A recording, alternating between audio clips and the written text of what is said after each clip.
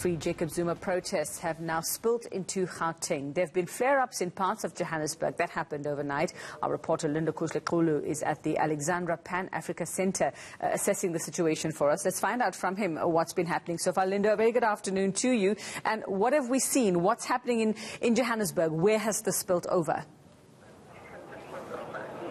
Well, Yuveka, what we are seeing is mop-up operations as well as some of the operations by emergency management services, firefighters battling with some stores that had been burnt down. But what we understand from a statement that has recently been released by a South African police service is that there were about 800 people that came into this area, and what we understand is that they had burnt and looted some of these stores. The official word from the police is that about 18 of them have been arrested. There was also a police that was injured while some of the police were trying to cap some of what was happening. But Tamsang Kamane will show you, firefighters have been here since the early hours of the morning just trying to battle this place.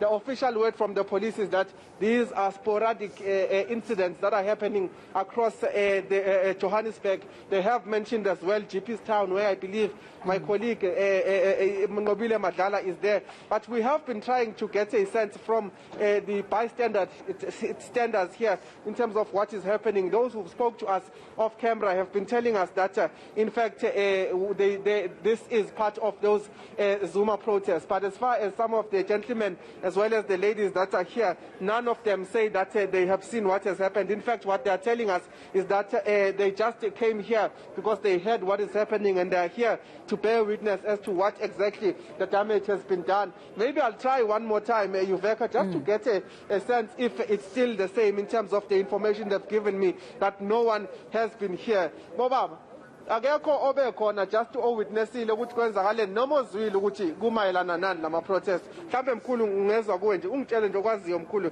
you don't need to make up anything mkhulu. Engakusho nje ukuthi ubufakazi ukuthi kwenzakalene ngeke ngisho ukuthi kwenzakalene. Kodwa ke amahlebezo yilawo esiwezwayo inzwa bethu ukuthi mhlawumbe ingayenzeka indawo kaMhlolozi. Yesizwa. Kodwa ukuthi kwenzakaleni sifika nje nathi ngoba sokucela amaphoyisa sokunama fire brigade indawo ishile. So ukuthi kwenzakaleni cha asinakho ukuthi singaphawula ukuthi udlamelo lusukaphi liphehlwa yini.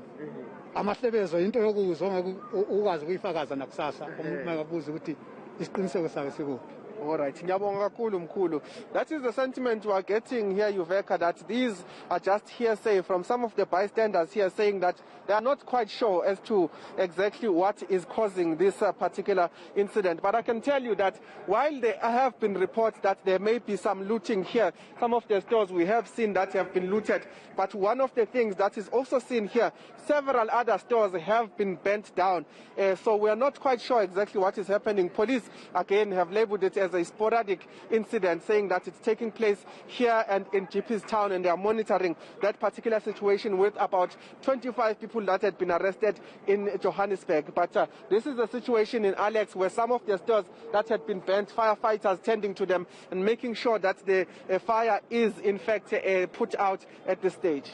Well, Linda, of course, there would always be those who would seize the opportunity, the opportunistic crime there to loot and be able to steal, I suppose. But the question is, how well equipped now are our police, our firefighters as well, to actually deal with this, seeing as this has spilt over here? At the best of times in Johannesburg, we know we have had problems with firefighting efforts.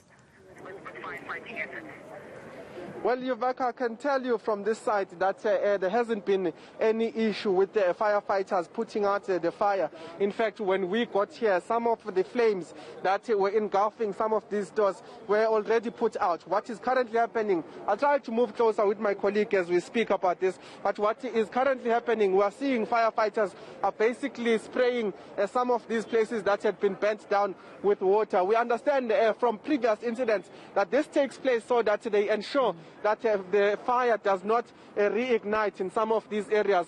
But there is a PEP store that's been burnt down. There are many places that have been broken into.